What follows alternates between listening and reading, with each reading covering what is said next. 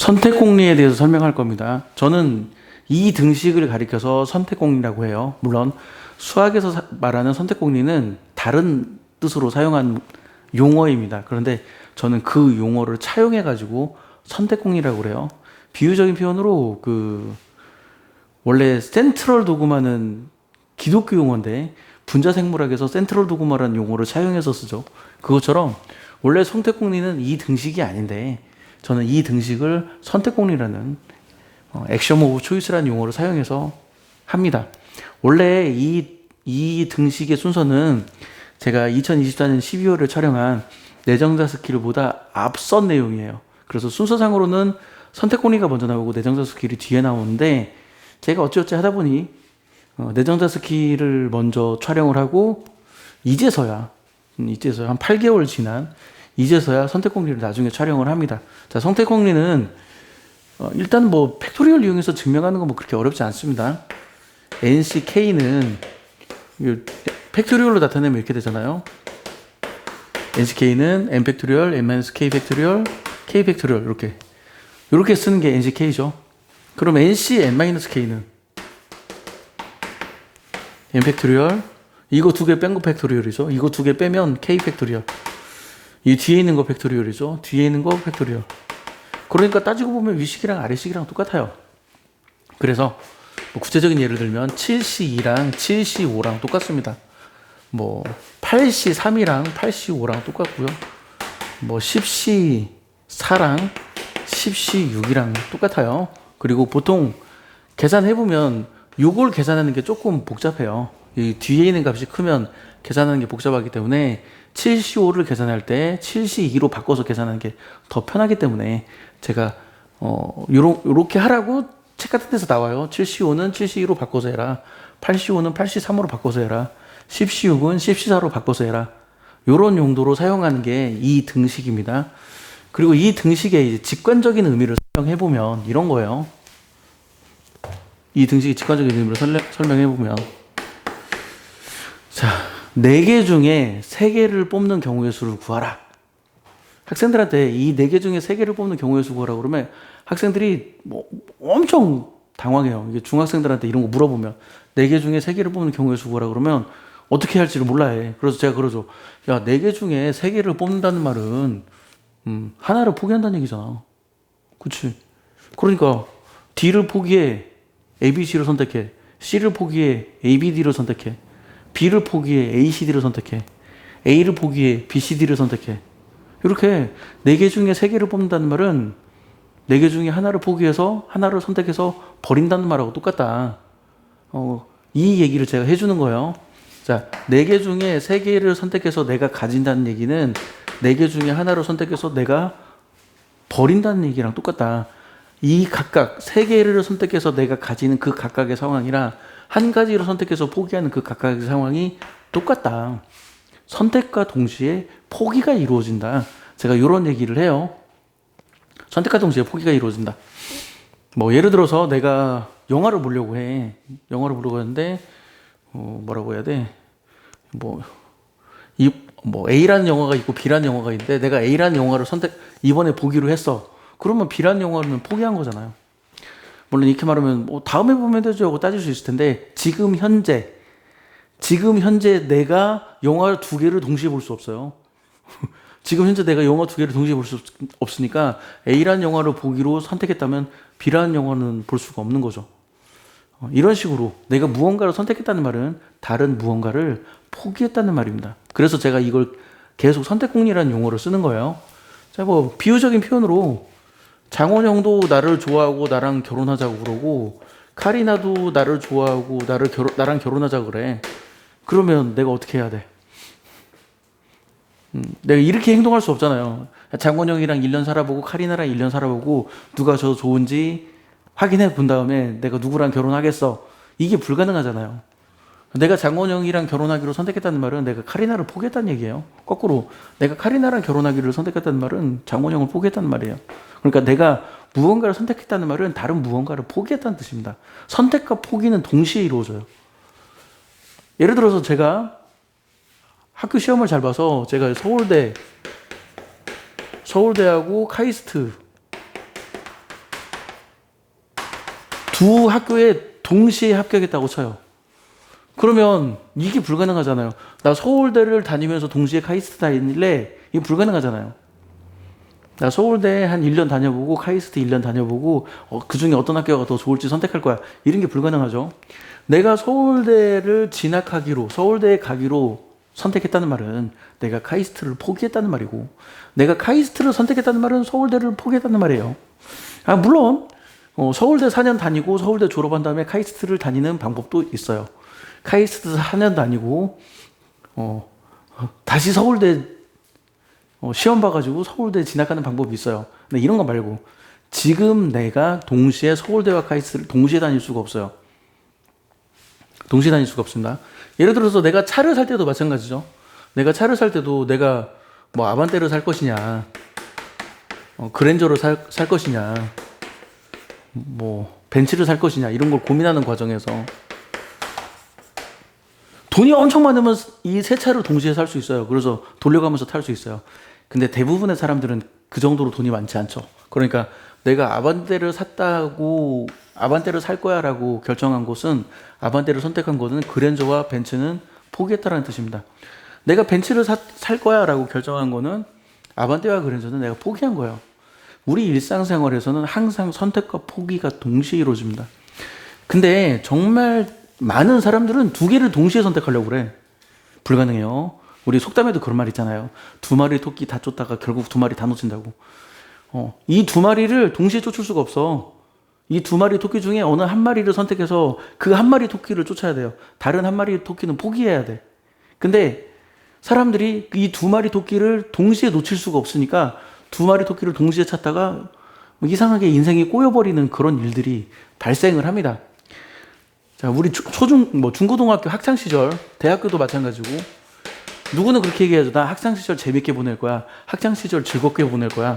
이렇게 생각하는 사람들이 있어요. 근데 학창시절을 즐겁게 보낸다는 것과 공부를 열심히 해서 입시에 좋은 결과를 얻는다는 것은 동시에 이루어지기가 매우 힘듭니다. 그냥 불가능한 건 아니에요. 능력자는 학창시절 즐겁게 보내면서 공부도 열심히 해서 좋은 대학 갈 수 있어요. 능력자는. 근데 저 같은 대부분의 평범한 사람은 이 두 개를 동시에 못 합니다. 그러니까 둘 중에 하나를 포기해야 돼. 나는 학창시절 즐겁게 보낼 거야. 친구들이랑 재밌게 놀고 연애도 하고 막 그럴 거야. 그러면 공부를 포기해야 하고, 거꾸로 나는 공부를 열심히 할 거야를 선택하면 나는 학창시절을 즐겁게 보내는 걸 포기해야 돼요. 근데 사람들은 이 두 개를 동시에 하려고 그래. 동시에 안 돼요. 욜로도 마찬가지죠. 욜로. 아버지는 말하셨지. 인생을 즐겨라. 자, 젊었을 때 다 잘 지낼 거야. 인생은 한 번뿐이야. 젊었을 때 잘 지낼 거야. 이게 젊었을 때 내가 잘 지내고 해외여행도 자주 가고 플렉스하는 삶을 산다. 이거는 내가 노후를 대비하지 않겠다는 말하고 똑같아요. 그러니까 둘 중에 하나 선택하는 거죠. 나는 젊었을 때 플렉스하는 삶을 살 것이냐, 젊었을 때 플렉스하고 노후에 힘든 삶을 살 것이냐, 아니면 젊을 때 조금 자제하고 돈을 모아서 노후를 편하게 사는 삶을 살 것이냐. 이 둘 중에 하나를 선택해야 돼요. 둘 다 동시에 선택할 수가 없어요. 그래서 이 둘 중에 하나만 선택해야 하는데 사람들은 욜로 하다가 이제 골로 가는 거죠. 그리고 요 이야기는 이제 여자들한테 말하고 싶은 건데, 보통 여자들이 그런 얘기 많이 하죠. 나 20대 때 젊음을 즐길 거야. 20대 때 젊음을 즐길 거야. 연애 열심히 해서 젊음을 즐기다가 나는 35살에 좋은 남자 만나서 결혼할 거야. 이렇게 말하는 멍청한 여자들이 있어요. 다시 강조합니다. 이렇게 말하는 멍청한 여자들이 있어요. 근데 나는 젊을 때 연애를 열심히 하고 인생을 즐기면서 그렇게 살 거야 하면은 절대 좋은 남자랑 만나서 결혼 못 해요. 내가 좋은 남자랑 만나서 결혼하려면 30살 이전에 결혼해야 돼. 대략 한 25살? 여자 나이 한 25살 정도에 결혼을 해야 좋은 남자를 만나서 결혼할 수 있어요. 35살 되면 좋은 남자 다 날라갔다니까. 좋은 남자 다 날라갔어요. 35살 넘어서 좋은 남자 만나서 결혼하는 거는 불가능하진 않지만 매우 매우 힘이 듭니다. 근데 사람들이 나는 젊었을 때 젊음을 즐기고 이 남자도 만나고 저 남자도 만나고 여행도 다니고 그렇게 젊었을 때 그 젊음을 다 탕진해 놓고 나중에 좋은 남자를 만나겠대. 이거 두 개가 동시에 선택이 안 되는 겁니다. 둘 중에 하나만 선택해야 하는 겁니다. 내가 좋은 남자를 만나서 결혼하고 싶으면 결혼을 일찍 해야 하고, 그러면 젊음을 즐기는 걸 포기해야 돼요. 여자 입장에서 나는 25살, 26살에 결혼해서 26살에 애를 낳고, 내 친구들은 26살에 막 젊음을 즐긴다고 해외여행 다녀. 나는 애 키우느라고 바빠 죽겠는데, 근데 시간이 점점 지나면 내가 25살 때 결혼한 게 잘했구나, 이런 선택이 될 겁니다. 이런 생각이 들 겁니다. 젊음을 누리는 거하고 좋은 사람이랑 결혼하는 거는 다른 이야기예요. 그러니까 어느 한쪽을 선택하면 다른 쪽을 포기해야 합니다. 그리고 이제 남자들 입장에서는 뭐 그런 얘기 하죠. 결혼하면 뭐 게임도 내 맘대로 못 하고 술도 내 맘대로 못 마시고 막 결혼하면 구속받는다고 그러는데, 그렇죠. 결혼하는 것과 결혼을 했다는 말은 자유를 포기해야 돼요. 자유를 일부 포기해야 합니다. 내가 남자 입장에서 내가 결혼하기 전에 총각 시절에는 내가 친구들과 얼마든지 만나서 술 마실 수 있고 얼마든지 밤새도록 컴퓨터 게임을 할 수 있다고요. 근데 결혼을 하면 밤새도록 컴퓨터 게임을 못 해. 그리고 친구들 내 마음대로 못 만나요. 그거 포기해야 돼. 그러니까 나는 자유가 좋아. 그러면 결혼을 포기해야 하는 거고, 나는 결혼이 좋아. 그러면 자유를 포기해야 하는 거고. 근데 결혼을 했는데 자유를 포기 못 하는 사람들이 있어요. 이제 그런 사람들이 이제 불행한 결혼 생활을 하는 겁니다. 남자 입장에서도 불행하고 아내 입장에서도 불행한 결혼 생활을 하는 거예요. 저도 뭐 개인적으로 컴퓨터 게임 좋아해요. 컴퓨터 게임 좋아하는데, 제 스스로, 뭐 제 아내도 제가 컴퓨터 게임을 하는 걸 그렇게 반기지는 않는데, 제 스스로 컴퓨터 게임을 그렇게 많이 하진 않아요. 제가 좋아하지만. 왜냐면 그게, 결혼하면 나의 자유가 일부 제한되는 건 너무나 당연한 사실이니까요. 그리고 사람들이 또 워라밸을 생각하죠. 이게 워라밸이 사실은 이게 환상인데, 사람들이 워라밸이 환상인데 워라밸이 환상인지를 모르죠. 자, 워라밸은 환상이에요. 내가 워라밸을 추구한다 이러면 내가 발전을 할 수가 없어요. 발전은 포기해야 합니다. 내 능력이 키워지고 내 실력이 키워지고 이런 거 포기해야 돼요. 물론 매우 능력이 뛰어난 사람은 워라밸을 즐기면서도 발전을 할 수 있어요. 근데 대부분 사람들은 워라밸을 즐기면서 발전을 못합니다. 내가 워라밸을 즐기면 나는 발전을 못해. 달리 말하면 내 몸값이 높아지지 않아요. 근데 거꾸로 내가 열심히 발전하고 싶어. 내가 발전하고 싶어. 그럼 워라밸을 포기해야 돼요. 운동선수들 봐요. 손흥민이 워라밸을 생각하면서 축구를 하겠냐고. 오타니가 워라밸을 생각하면서 야구를 하겠냐고. 어느 정도 수준까지 올라갈 때는 워라밸은 포기해야 하는 겁니다. 근데 어느 정도 수준까지 올라갔어. 그때는 뭐 워라밸을 추구할 수도 있긴 있겠죠. 근데 어느 정도 수준까지 도달하기 전에는 워라밸을 포기해야 돼요. 그리고 또 하나 제가 이제 이 나이 먹어서 말씀을 드리면, 사람 나이가 대략 40살 이전은